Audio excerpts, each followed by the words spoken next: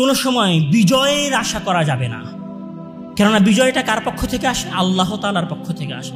বিজয় নির্ধারণ করার দায়িত্ব আমার এবং আপনার নয়। আর বিজয় মানে শুধু শাসন ক্ষমতায় চলে যাওয়া নয়।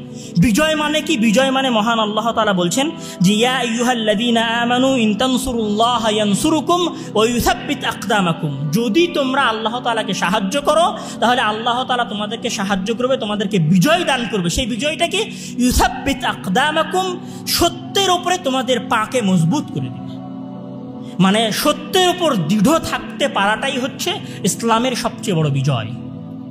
এবং আপনি যদি এই বিজয়টাকে আনতে চান তাহলে আপনি এই বিজয়টাকে কোনোদিন আপনার থিওরিতে আনতে পারবেন না। ধরেন আপনি একটা 10তলা বিল্ডিং বানাতে চাচ্ছেন, এখন এই 10তলা বিল্ডিং ইঞ্জিনিয়ারের থিওরিতে প্রতিষ্ঠা করতে হবে নাকি আপনার গ্রামের কৃষকের থিওরিতে প্রতিষ্ঠা হবে?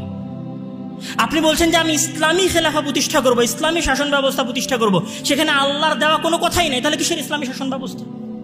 মহান আল্লাহ তাআলা বলছেন যে ওয়ামান নাসরু ইল্লা মিন ইনদিল্লাহ, যে ইন্নাল্লাহা আজিজুন হাকিম, যে বিজয় আসবে শুধুমাত্র আল্লাহ তাআলার পক্ষ থেকে। এখন চেষ্টাই তো আল্লাহ তাআলার জন্য কিছুই নাই।